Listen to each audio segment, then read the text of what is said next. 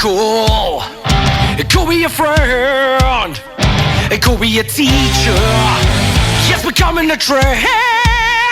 It could be the neighbor, it could be his wife. I don't care who it is, I'll take the miserable life. It could be an uncle, it could be a friend, it could be a teacher, just becoming a trend. It could be the neighbor, it could be his wife. And I don't care who it is, I'll take the miserable life. Stand up, let's out. Stand up and break the silence. It is time to break these chains. No more torture, no more pain. Stand up and break the silence.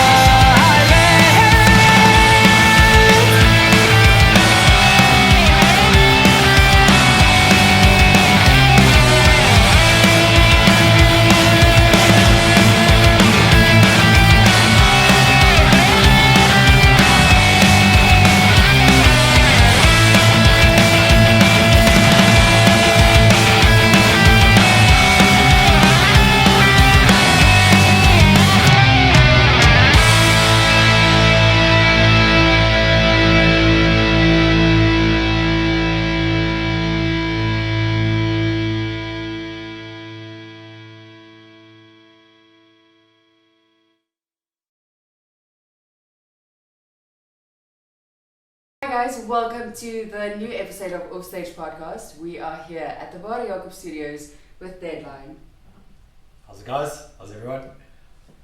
So, can you guys introduce yourself? Because I know that you have your own stage names. So can you start with like how you got to those stage names and also what do you do individually? Okay, so I'm Jessy Switchblade, frontman extraordinaire / vocalist. I'm the judge. I'd like to say lead guitars. I'm not sure what Sculpt's going to say about that, but I'll say it. What do you call it when two people play lead guitars? Is it lead and rhythm or is it just lead? There can only be one lead, so we have to fight it out at dawn. Okay, so we're going to fight it out at dawn. So I've been in Deadline from inception. So what is that? Somewhere in 2014, end of 2014. Sculpt joined us, you see. Judgmental joined us in 2018, Yeah, 2018, yeah. August. And currently this is the only project we're in. Before Deadline, I was in a bunch of little projects. One that did see the light of day called Gunship, which was a Metallica tribute band with a couple of very talented musos from like some bands from back in the day, like Milk My Dog and Shadow Lord. And then he actually joined us. Yeah. And it was when you joined us that we capitulated. Yeah, we were together in Gunship and then also in one other ill-fated concept that didn't turn into anything, which probably was a good thing, but yeah, that's how we met. Actually, so we were in a we were in a band called a band. It was three of us in this dude's bedroom called Avenge. Avenge eventually became Disarmageddon, which is was a South Africa. It was they've split up now. South African thrash metal band. Yeah, pretty cool band, but that was very fleeting. So if I'm allowed to ask, why did you leave the band? Avenge. I just don't think, it was the one dude's project and we just didn't see eye to eye with him, I suppose. And at the time I was just, I'd started a Motley Crue tribute act. I joined Deadline. Gunship was a soap opera, so I was in and out of Gunship like every month. Like we were either firing each other or quitting, like there was so much drama. So whenever I was out of Gunship, I was always looking for something. Okay. So it was probably a return to Gunship and then Warwick, who's that? And I suppose the same, just personality differences. Yeah. Didn't really get on, so didn't work out. So Deadline started in 2014. So how did you guys come up with the name and also the idea of the band? Sure, the name. You're asking the wrong guy because if there's one in this band that hates his name, it's me. No, so the two guys that started the band was Raven Chaos. He's in the UK now, he's immigrated, and our old bassist Baz Steele. So they've now both left. Basically, Raven started the band to teach Baz how to play the bass, and he had a couple of they were actually old school rock and roll riffs. There was nothing too metal about it. Then he approached me to help him write lyrics. He played me the riffs, And I was like, oh, this is cool, you should start a band, whatever. He's like, no, we're in the process. He asked me to help him with arrangements and things like that. So I thought, okay, cool, this guy thinks I'm great. So let me get stuck in here. And when I looked again, we had a couple of tunes. And then we started looking for a drummer, another guitarist. That's where Sculprit came in. And the working name was Deadline. At the time, I didn't have enough pull in the band to change it yet. I should have just made a big scene. Now it's too late. Problem is our day jobs, all we deal with is deadlines, so it's just so prophetic. I hate that. But it was actually named after a Testament song. He's wearing a Testament shirt there. It's off the, what album is it? It's off the album Ritual from '92. Yeah, not their greatest song, by the way. But Old Raven Chaos loved it, and who were we too? So yeah, it just stayed as Deadline. So if you could change the name, what would you change it to? Oh, don't ask him that. Cocaine Zombie Sex Hex. That's quite a mouthful. I feel like you need to go with something shorter, especially No if it's going to ways. follow Deadline. No ways. I mean, Swedish death cult. Swedish death cult. No, it's Swedish thrash cult. Swedish Are thrash we cult. not a thrash band? We're a No, death band. but that's why it's great. I don't know, like Witch Fade.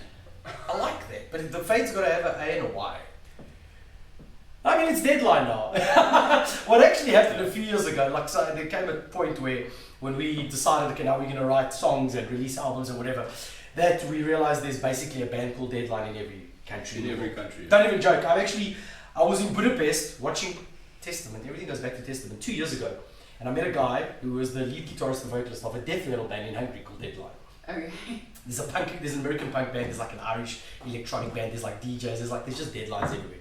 So a few years back we decided to then unofficially change the name to the Deadline Heavy Metal Crew. Okay. So the DLHMC.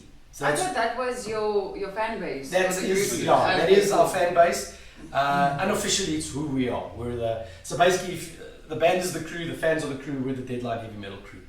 So our website is Deadline HMC. Yeah. Okay. So I could just, I don't know, the Deadline, it felt a little, I don't know, we were sitting in a scene where all these bands have got such cool names like Bleeding Spawn and Vovidinia and Facing the Gallows, and then mine just sounded like my day job. So I was like, no, Alex. But here we are. I feel like it's a great name. Everyone says that, so maybe it's just me. We are probably the band with the highest number of lawyers per band in the world. So How many lawyers do you have in the band? It's us two. Okay. What if there's a band with 5 lawyers? Look, we've also got an I'd like to accountant. see that. We've also got an accountant. Yeah, CIA. So how does the arguments go down if both of you are lawyers? Heatedly. And factually? Not always. Not always. Emotionally. Emotionally. I'm Portuguese, we just speak with emotion. So you had 6 members in the band, but now you only have 5. So can you tell us more about the members in the band and coming and going? So we started off as 5. So initially, when we started off in 2014, it was myself on vocals, it was Raven Chaos on guitar, the Sculprit on guitar, Baz Steele on bass, and a guy called Dead Lee on drums. Yes, I'm so sure you guys know him, Lee van Biljon. He played for System of a Down Tribute Act, and he was with Undertone. I was thinking Son of Hawk, yeah. So I then emotionally fired Lee a few months later because he wasn't interested. He wanted to play more technical stuff, and I could see it, and I've got a bit of a temper. So anyway, he walked. Then his replacement was Dizzy Sticks, so we were back to being a 5-piece. By the way, Lee and I have made peace. In fact, he's like my son now. And then when Raven was, him and his family immigrated last year September, they were due to have immigrated earlier, we got the judge to replace him, because obviously we played together. He'd also filled in for him a few times, so he knew our music. He'd been to shows. Then, Raven's immigration took 2 years. It fell through. Then we didn't have, the heart to, it's his band. So then we became a 6-piece. We tried it out. Look, it was hard. Yeah. 3 guitars at the venues we played is a complete nightmare. Then we sounded pretty, am I allowed to swear? Yeah. Shitty. A few gigs. It was all mids, just yes, mids. it was. We sounded like, what's that punk band, Screeching Weasel? We sounded like Screeching Weasel. We like just, but we got it right, and then when we got it right, we went into lockdown. Then he immigrated. Then we went down to 5. No, then we went down to 5. Yeah, we went down to 5, and then at the end of the year, our bassist left, Baz, and we've just recently replaced him now, Damien Dread. Okay. That's his stage name. He actually plays for a death metal band in South Africa called A Nameless Dread. So we thought, keep it in the family. So there seems to be quite a lot of ties with Iron Maiden and Judas Priest and Dio. So is it safe to assume that those are your influences for the band? Yeah, definitely. I mean, when Raven's, he's the one who started the band, and his favorite band is Judas Priest. So he definitely drew influence from there. Priest is my favorite band along with Testament as well. So anything I brought in is inspired by that. So there's definitely a heavy influence there. When we started, like I said, we were more of a rock project. So our influences were very much old school Judas Priest, except Motley Crue, Guns N' Roses. Then we just, our first album is a bit of like a Licorice All Sorts, because there's a bit of like biker rock, a bit of like the one song sounds a bit glammy, and then we kind of found our sound with, we sort of recorded 2 or 3 songs that were sort of inspired by Maiden and Priest, old school metal, and then we thought, there's no old school metal band in the country, this is where we need to be. And that's where we stayed. So we're influenced, anything that's basically hard rock, heavy metal from the 80s, early 90s, from Testament, straight through to Metallica. I was in a Metallica tribute act. Yeah, that's basically what inspired us. So you guys released an album in 2017, and then 3 years later you released another album. So can I just ask, why with a 3-year gap? Why? Life, eh? The plan was we have day jobs. The plan wasn't to have taken 3 years. So when was Black Hole City? So that was released on 14 October 2017. We toured it. We went into 2018. Started writing. We should have gone into the studio earlier, but life, eh? Ex getting married, ex breaking up, work. I think we eventually, even from the day we actually went to record to the day it was released, it took quite a long while. And then obviously the plan was to have released at the beginning of 2020. Then obviously lockdown and whatever, then we didn't know what to do. Yeah. We eventually released album number 2 on the 26th of June last year, which couldn't wait any longer. It's a pity because we couldn't shoot music videos. We did like a lyric video. We couldn't play gigs. We obviously did the stream. In fact, in the Ware Jakob studios with Thomas. But it had to come out. People knew, we had been. David Devo always stays and he acts as our PR guy / manager. He had been hyping the album up for almost a year on social media. So it was like, it's got to go out now. Yeah. But we hope to release the next one much quicker. So with that also being said, and you now mentioning Devo, what is it like for you guys to have a manager? Because like you've mentioned, you have full-time jobs and there's so much going on and life happens. So what is it for your band and what does it mean to your band to have a manager? Less work for me, because I was doing everything, social media, the gig hound, I'm always getting us gigs. It's just good, especially when you're releasing something, or when you've got, he's always like, he'll take care of social media. It takes all the energy, away from you, and you can actually focus on what you're meant to be doing, which is playing music, writing music, sets interviews up. He's got quite a broad web. He's connected everywhere. He's always setting up interviews, etc. And it just helps us focus on what we need to. Yeah, and it's great to have Devo on board because you can just see he's so passionate about metal music and about Deadline. So he's very passionate about us, which is really cool. That is good, especially when you have a manager that's really invested into the band and not just acts as a manager and doesn't really do much for the band. Look, we tried looking at 1 or 2 people, but there you can see they weren't passionate about our music, and it's unfortunate. Obviously we're playing old school heavy metal in a country that doesn't have a very big metal scene, and the people that do listen to sort of, let's call it metal or rock, whatever it is, are either into stone and doom or core or death. So we need someone that's going to believe in the fact that we're playing music from 1988. And he does, which is great. Yeah. So with that also being said, what do you guys do when you are off stage? So what is your day jobs, and do you guys do anything else besides work and gig? I sometimes sleep. Sure, I cause a lot of trouble in people's lives, mostly. I run a law firm, so that takes up sort of 18 hours of my day every day. He's also an admitted attorney, so he's He works at a bank. But he doesn't practice. He doesn't practice. He was one of the smarter ones. Yeah, I mean, other than that, and gymming, because you have to gym a certain minimum number of times to stay in Deadline. No, just like the usual. I mean, Judge, I think he's got quite a big passion for bikes and cars. I love gym, boxing, football. Like, I'm a sports fanatic. What else? I suppose everything else, movies, reading, all that crap that everyone says. I mean, we all watch movies, we all read, I think. Just try to stay, like in my case, I just try to stay out of trouble. Okay, and is it doing good so far? Look, I must say, lockdown's been good. Lockdown's been good because I couldn't leave my house that much. But I've got quite a nasty habit of finding trouble. That's what front men do. Probably. So what does the rest of the band do? Does he enjoys riding, he's part of a scooter gang. So Called the Vesperados. Nice. Yeah, so I mean, that's a serious thing. Do they have gear? I just need Oh to yeah, it's got all the gear. It's got the honorary. So he's not part of the Vesperados yet. No. He's still he's not even a prospect yet. He's a Is he a prospect? I don't think he's a prospect. he's I think he's an happy about apprentice. that. An apprentice. Yeah, he's an apprentice. But he needed to get it was a classic, eh? Yeah, I think his. So is that the way to get into the Vesperados? You need to have a classic from 1980 whatever Vespa. So he had a newish one. So now he's got a classic, but I don't think he's a prospect yet.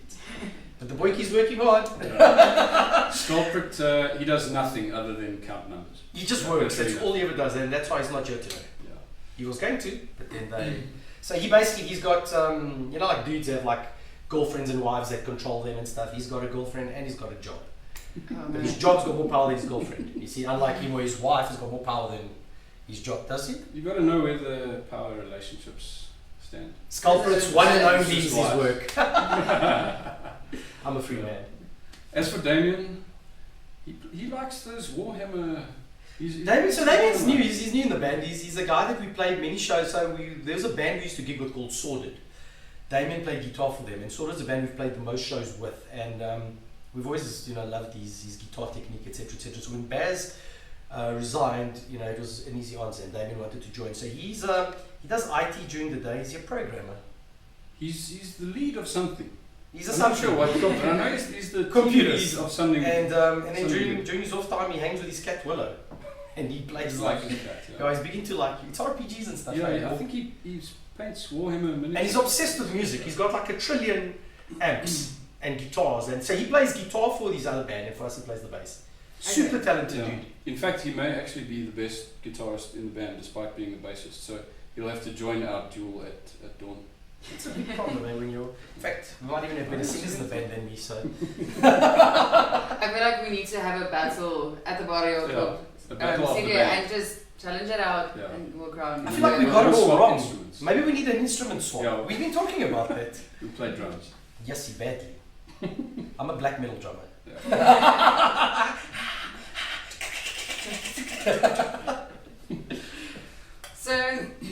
So we tapped into this a bit earlier, and that is the merch game in the South African music scene. So what would you guys say is the best product to sell? You also, shirts, I suppose, they always go down well. But my theory is if you have it, they'll buy it. Especially after a few beers. I think a big problem within the SA, well, I can't speak for the rock scene or the indie scene because I don't attend many of those gigs, but especially within the metal scene is that not enough of the bands have merch or different merch, or they'll release a shirt for like 2 years, they'll just have one shirt. And then the other problem is they're not prepared to sell them at shows. We set up our stall after every gig. I tell you, we always make, even if it's just $1,000, we play in a scene where we hardly get paid, we should be, well, mind you, we've been getting paid much more lately, so things have been going well during COVID. But, you have these 4 bands, take the door shows, and then you end up taking $200 or whatever. So, an extra $1,000 in your pocket for driving through to Joburg is great. So, we've done everything. We've printed caps, we've done what do you call those? Snapbacks, eh? Yeah, we've done snapbacks, we've done trucker caps, we've done everything. We've done shirts, we've got, I think we've already got 8 or 9 different designs. Mugs, patches, back patches. And you'll be surprised, like, you know, after a gig, after a few beers, especially because we're, you know, like, am I going to sound arrogant if I say we're a very good live act? We're a very good live act. I think it's just a statement of fact. Okay, we're a very good live act. And we get, like, everyone's blood going, you know, so I think after a gig, like, if they're, like, because we're very passionate and everything with our gigs is very, like, in your face, and you'll see often people come after the show, they're just so enamored by everything, they end up buying a shirt. Like, people that are like, I mean, we've sold to people that have never been to a metal show. They watch us once and they're like, wow, I want your shirt, just remember the day. So that's pretty cool.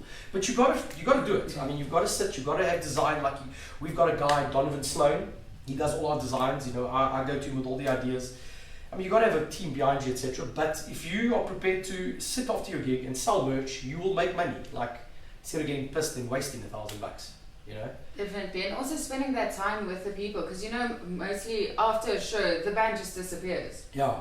And it's like you don't really get to interact with the band, so I think that's something that also kind of needs to come back. It's just interact with the people and not in a completely wasted way. Yeah. Like there's obviously nothing wrong with that, but just talk to the people and listen to your music. I always tell everyone that's involved in music business, you've got to actually, when you walk in through those doors, you're nobody's friend. You've got to act like a rock star, regardless. Like, and I know it sounds arrogant, but you've got to walk in like you're about to deliver the performance of a lifetime. You're about to sell these people this incredible product, and that's why they're there. And after the gig, if you can make yourself accessible and chat to them, but not like, again, not chummy, hey brah, you know, no, but like, you know, it's incredible how people you know, people are very impressionable, and I've heard such crazy stories, you know, like after a show, like someone will come up to me like, this song kept me going through like this time in my life, and you actually feel so humbled. You're like, wow, you know? So but you got to have that, you know, like, I mean, I'm not saying now go act like an arrogant Axl Rose kind of dick, but you know, you got to have like a bit of a, so it almost looks like there's the band and there's the band's fans. I think that's very important.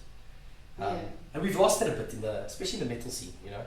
I mean, many people say it's not a problem, but I think it's there needs to still be like people need to be like Lanks. What's the word I'm looking for? Excited to see you. You know, this must be like everything that they've been waiting for. Like when I was a kid, we'd go watch shows in Sunnyside, and I mean, like, I wouldn't sleep for 2 weeks if I knew I was going to watch Sugar Drive that Friday, Springbok Nude Girls or Lithium. You know, it was like, yeah. I think also one of the great things about Deadline is, and one of the reasons that our fans enjoy us so much, is that we're very sort of personal and approachable. Like, you'll find us speaking to people after the show. In fact, we sometimes speak to people during the show. Like if I don't have a solo to do, then I'll be speaking to someone in front of me, and there's a guitar pick or whatever. And yeah, it's why we've always had such great support from our friends and fans. we're a bunch of fun guys. So what would you guys say it takes to win 5 Metal Music Awards? What it takes. Yeah. Well, I mean, look, the one award we've won 3 times. It's best old school metal, so I suppose just be an old school metal band in the country. Soon they're going to change. Soon they're going to change their trophy to the Deadline floating trophy. You know what? Look, we're pretty dedicated, and I think we also. I think a big difference is, you know, we when we started Deadline. I mean, look, I'm 41 years old now, so when I joined Deadline, what is that? 70? I was like 34. You know, like I wasn't going to be. You know, I was under no illusions. I knew it was just going to be a hobby. So we just do it like for fun. It's just a very really cool round of golf, I suppose. You know, except people all over the world are buying your album. Like when we started it, we just did it for fun. Just a couple of mates, you know, so we can get to go to the band room, have a beer, play some music, go home, be happy, you know. And I think that is. But we obviously hardworking, and we come from corporate hardworking backgrounds, so we're very like committed and focused, and it's really helped us. I mean, if I'd just been in Deadline when I was 21, 22, that ship would have sank very quickly. I would just wanted to party. So I suppose it's when you're older and you need to go home to wives and stuff, it's easier to put your table up for an hour and sell merch than when you're young and like you just want to party. Yeah, I think our live show is also like, no matter what goes wrong, because there's always something that goes wrong, at least one thing goes wrong at a Deadline show. Despite that, our live show is always really captivating. So yeah. Listen, even when we played here, in fact, sometimes it we had goes like a better when things massive go wrong. yeah, we had a massive ant issue here. Remember with the Shack or Raven, jeez, all these stage names. Yeah. Do you think does anyone in the band complain about that? Do they all have like issues with their live shows? Every band has a story. Okay, you know, because us is every gig, every single gig. Yeah, We it's just part haven't of had the- the stage explained yet, Yeah. but it will happen. I Just laugh remember about it. Cesar from Wonderboom telling me that there was this one situation where they were all dressed up and ready to go, and they ran out on stage with like these tutus and whatever, and their guitars weren't plugged in. Ah, shit. So it was like a whole thing of like run out, surprise Oh, yeah, the crowd, that's- was like, oh, okay, wait, put it on, go Yeah, back, that's we'll part of try our this show now. again. That's become our show now. I mean, and you know what's worse? Whenever we have a very big gig, that's when it's like the biggest problem. I mean, I still remember we played when Ramfest came back, when Rob bought Ramfest and took it over, and they threw that first Halloween show in 2018. They had a metal stage, and I mean, we were pretty, you know, like it was obviously that we got the call to play, and we were very honoured. I mean, it was at Loftus, it was that whole new setup, and we were so excited. As we got up on the stage, Sean's amp blew, or he had like a serious issue like in the first song. Oh man. And we couldn't, I mean, we played the whole of the first song without him, and he's the lead guitar. He's the lead guitar. Just for you. No, you only officially made your debut the next day in Bloemfontein, Alright, so that's fine. there was only one lead Yeah, we guitarist. am completely stuffed up that day. And I remember like, we played the whole first song without lead. And it took us another 5 or 6 minutes to get that thing set up. So I mean, you know, these festivals, you give like half an hour slots. So for 10 minutes, we sat there twiddling our thumbs. Luckily, we did. I did a very good a cappella version of "Hit Me, Baby, One More Time" for the crowd, and they loved it. So but what is because your curse with amps? Because now that I've listened to the stories, I feel like there's an amp problem. No, there's always an We amp don't problem. know, it's just And pedal boards. pedals, yeah. Also, although I'm quite guilty because I move around a lot on stage, so I normally trap all over the pedal boards. Yeah, I if make you- so much trouble. if you've I been take to them a off their deadline- lead patches. Yeah. Oh man. If you've been to a Deadline show, you know something will get broken. I feel like the sound engineers that are listening to this or will listen to this will be like, why?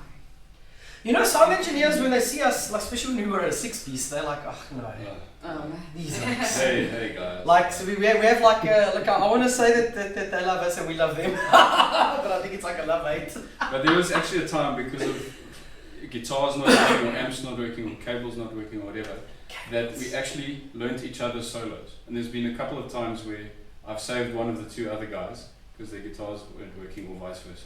Fairly, Well, does then- that not make you the lead then if you Well, cover yeah. everybody? I don't know. Let's Well, not better give let- let's better not let- give But him I'm too not- much look- of an ego. He's I'm only a not- guitarist. On the other hand, if my guitar's not working, then he'll I can He'll sing the mouth. I solo. can mouth all the solos. Okay. Yeah, I'm a pretty good mouth soloist. Yeah. Yeah. So how did it start that, is it like everybody in the band wears makeup, or is it only you? How did that come to be? That's a new thing. Okay. It started here when we did the stream for the album launch. I've got a friend who's a very good makeup artist, so I asked her to tag along. I was like, do something fancy. I tried something, it worked, and then for Halloween last year, tried it again, it worked. Yeah, so it's now. So what we've decided to do now, since Baz and Raven have left, and they were the two original members of the band, the guys that started it, we just decided to do a little bit of a rebranding. For the main reason, I mean, we got these stage names, but sometimes we don't even live them. So I want Judgmental to get up on stage and wear his suit. You know, he's a man of the law. You know, he's a man of ill repute. So like, look at, don't just get up, you know, with your jeans, because we used to always come on with our battle jackets and our leather pants, and you know, we're very old school metal. And now we want to just move a little bit away from that. Damien joined, and he's kind of role. He's got this like bulletproof vesting that he's going to wear on stage now. So we just want every act to kind of just fit more like into their stage name. Yeah. And I just thought Jessy Switchblade. I don't know. The I wanted some makeup. yeah, the outfits and all the makeup and that is starting to follow the story within Okay. the band and the characters more closely. So as we're moving towards the third album now, there's some changes that are or developments in the story, and the characters follow that. Yeah, everything we do within Deadline is based on a idea for a graphic novel that I've got that never took off because I can never find a cheap illustrator. Which I'm still going to write the book one day. So it's just based around a fictitious city called San Lombardo, and it's this band that becomes the kingpins of the underworld, and that band is actually Cocaine Zombie Sex X. Must just tell you. So you would have stole their name. So we stole their idea. So like Jessy Okay. Switchblade's a character in the book, Raven Chaos, Judgmental. Yeah, everything we do, like you see our first album, Black Wolf City, is based on that. And the whole concept behind Deadline is that there's this woman called Lady Blitzkrieg, and she returns to San Lombardo to kill us. Okay. It's very simple. There's nothing better than revenge. I mean, look at all the best movies. So the whole idea is that she's always out to you. So if you see the first album cover, she's like standing on this building looking at this place called Club El Diablo, which is the club in the book where Deadline saw cocaine, zombie, sex runs their operations. And then you'll see the second album. It's called Cathedral Point. That's Deadline's hideout in an old abandoned cathedral. And you'll see her. She's also like there now, gunning in on them whilst they're like hiding there. They being us. So you mentioned earlier that graphic designer and whatever, so there's a really cool dude and he actually designed this banner and he goes by the name Soulfuse, he does really cool stuff, so if you want to write Nice. a book and get illustrations, I might, know a guy. This has been going on forever. Luckily, the nice thing is that these with Deadline now, I'm getting to get a lot of the ideas out, which is pretty cool. And we've actually had a lot of fans now, because I mean, I must say the nice thing is we don't have a lot of fans, but the fans we have follow us like fervently. They buy every shirt, everything. Like they don't miss a show. They're so obsessed with us, which is really, really humbling. And already a lot of them have asked us, like, when you guys going to release the Deadline graphic novel? I'm like, ugh, when? It's good to have fans that are so loyal, because I mean, a lot of the bands, they just want to get the listeners and just get so many listens on their stuff, which is obviously really great, but we need to keep in mind that there's a following. We need to like love the people that follow you and the band. I guess we duffed that at the start. I mean, being, are we old or like as young? Some of us are old. Some as young as we are, we obviously we still like the whole CD vinyl generation. So we didn't really latch onto the whole concept of Spotify and stuff like that. It's only now that we're like a little bit more obsessed with streams and stuff, but we obviously jumped on the wagon a little bit late. I wish we'd done it like from earlier, that we'd actually push that a little bit more. But like I said, it's nice. Like there's a whole group of them, especially here in Pretoria, and they've got every single shirt we've released, signed CDs, caps, mugs, you name it, they've got it. We can release a water bottle and they'll buy it, and that's really nice. Like it's you just put it up and I mean, I've got fans, like if we advertise something, 10 minutes later I've got like a POP. Okay. Like we got this friend, Lisa Wilson, like it's 6 of them, like they're all homies and she's her brother and whatever, and she'll buy for everyone. Get a POP for like $2,000, 6 shirts with an SMS with the size. I'm like, it hasn't even gone into printing yet. Yeah. She's like, she sometimes arrives at our shows with cupcakes for us. Oh, that's Cupcakes. sweet. She makes awesome cupcakes. Oh. Yeah, so it's fun. I mean, she's made Deadline cupcakes. It's very nice, and every time there's a show, like we always have this.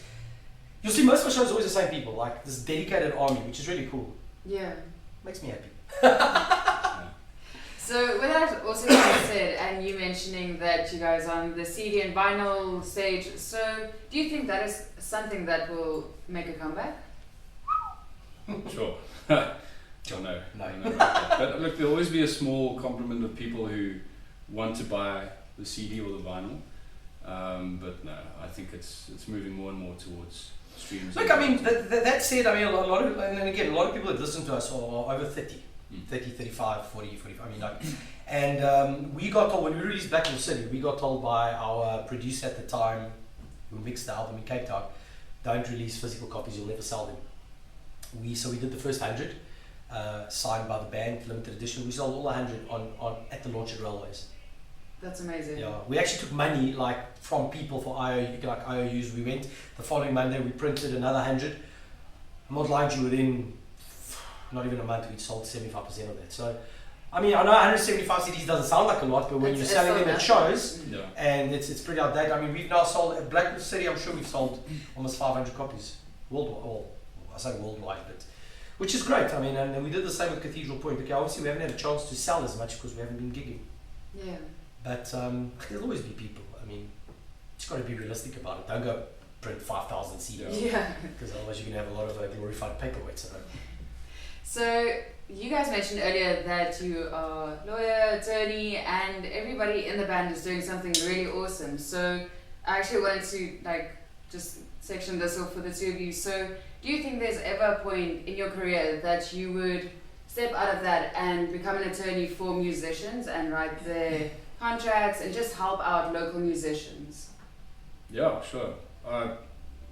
one of the main things that I do is contracts. So yeah, I'd be glad to help people with that. I mean, I look in South Africa. I don't know if there's too many bands doing contracts, and the sort of typical 360-degree musical contract that you sign with a record company is not really negotiable. So look, I'll be happy to look over it for people, but there's not really often much scope for negotiating those terms. But you know. There's a really good book. So it's Nick Matsuki. So he is a mentor at ASE, and he was actually got his textbook. Oh really? Yeah. I think we might be talking about the same one where, because he gave that to us in first year, and that's supposed to take you through the entire 3 years, and that teaches you about contracts and real life situations in South Africa where people have been like fooled over. And I think South African musicians need someone to kind of look over them, like guide them without paying all the Capasso fees. Oh, Capasso. Yeah. If I We're still climbing Capasso. that hill. Look, if I was to give any sort of brief advice to people about a 360-degree, that's what they call musical contract, is just read it very carefully, but know that it's not at all in your favor. If you do a bit of Googling and research, you can find that you can publish your own stuff fairly easily on your own, and you know, it might actually be a better I mean, the landscape of route for music you. has changed a hell of a lot. You don't necessarily need People are these big companies recording, anymore. you know, a lot of bands and artists are recording and releasing things from their own bedroom.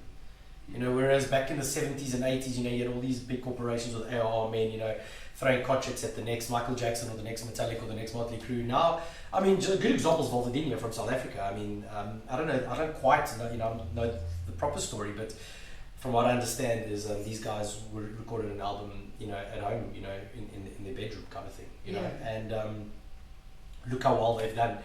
You know, you really don't need to leave.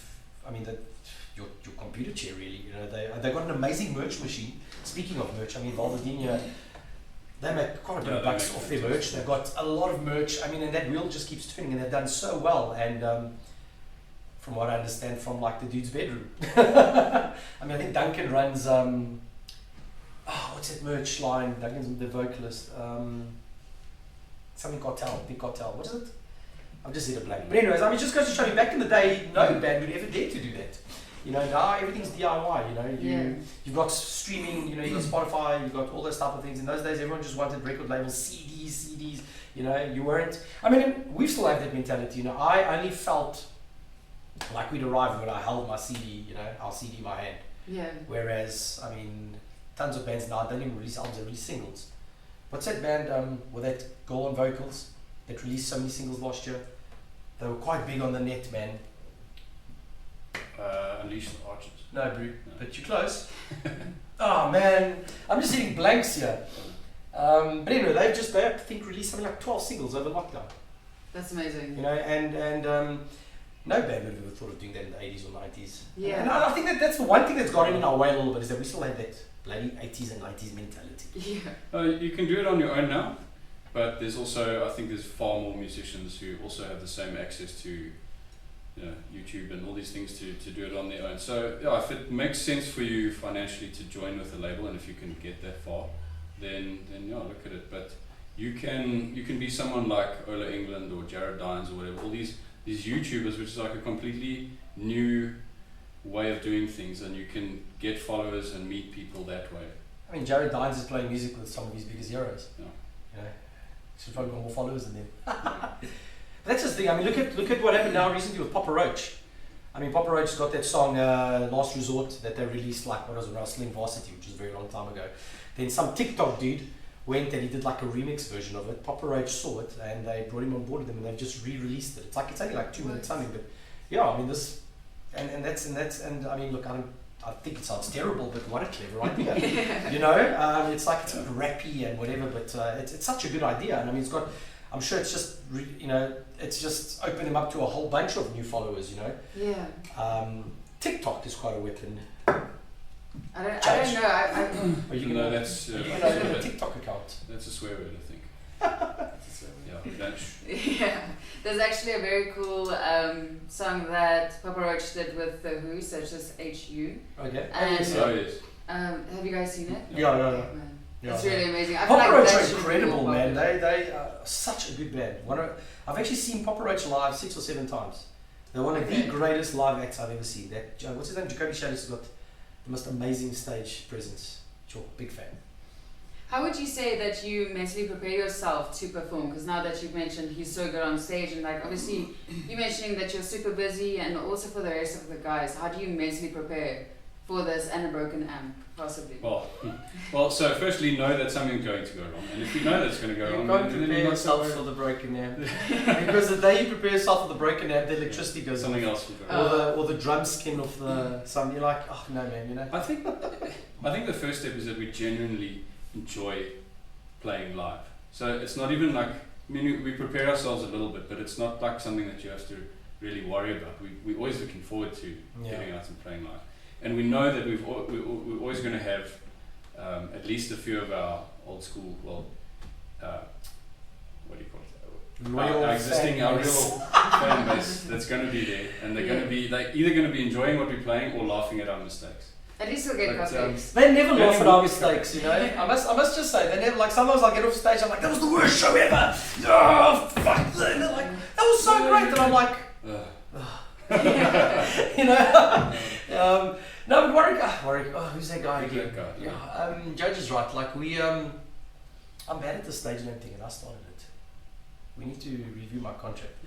I love it, man. I love getting out. Look, I'm an attention-seeking Aries, so I love being on stage. Like, it's. I think. I wanted to say it makes sense, not mentioning that you're an Aries. There we go. I think I was born to do it. I almost said I was born this way. Too much Lady Gaga. I love it. Like, I'm a big performer. Like, I always tell people when they ask me what do you do in the band, I'm like, I'm the front man. I'm more of an entertainer than I'm a vocalist. I think my vocals have improved as I've been with the band because obviously, I'm more of an entertainer. I love it. And I love seeing the look on people's faces. Like, I mean, we have a lot of props. Like, I sing with this big 2-meter chain. You know, there's all these jokes that you must never stand too close at the start of a Deadline show, otherwise you need a chain in your face. You know, whenever we do a cover of Ghost Square Hammer, and I've got the big Pope hat and the cross, and it's lacking, you know, especially when people haven't seen you.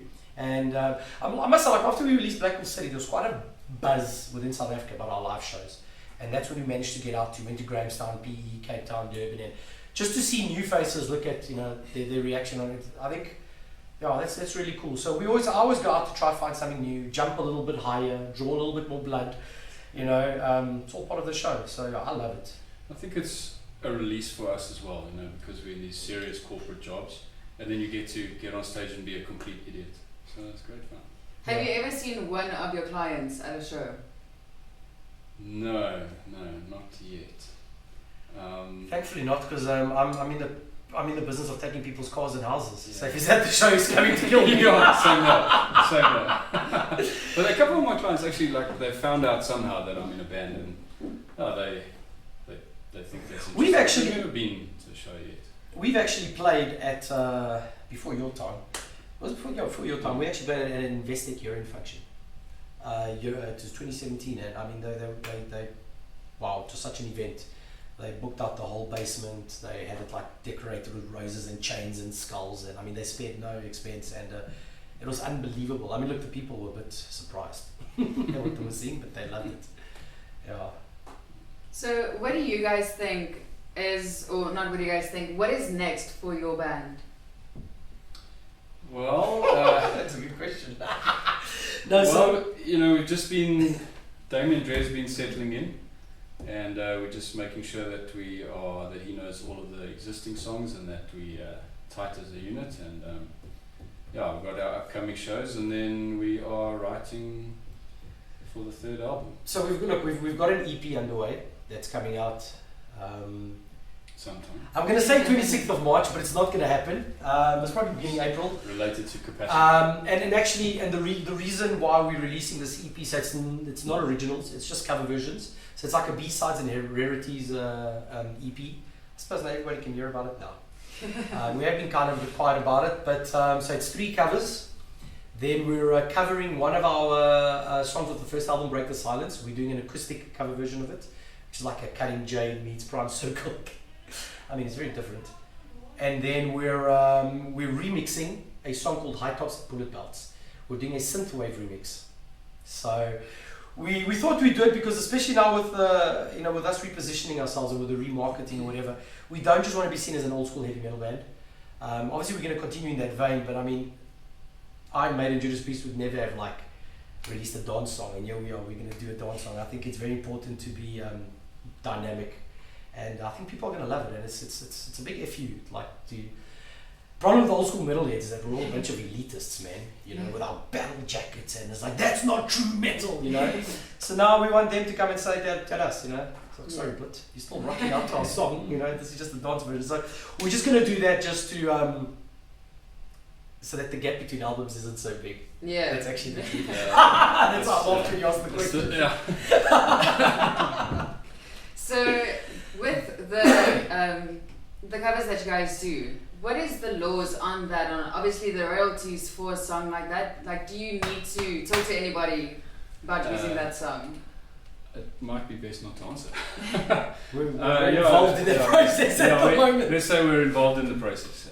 We just have to get the codes. Yeah, and then publishing the publishing songs that we're going codes to and do. then pay our dues. Yeah, you have to get a license to publish a cover, which we're working on. I've spoken to Capasso about it. They're not taking it as urgently as I am, so I'll have to continue speaking to them.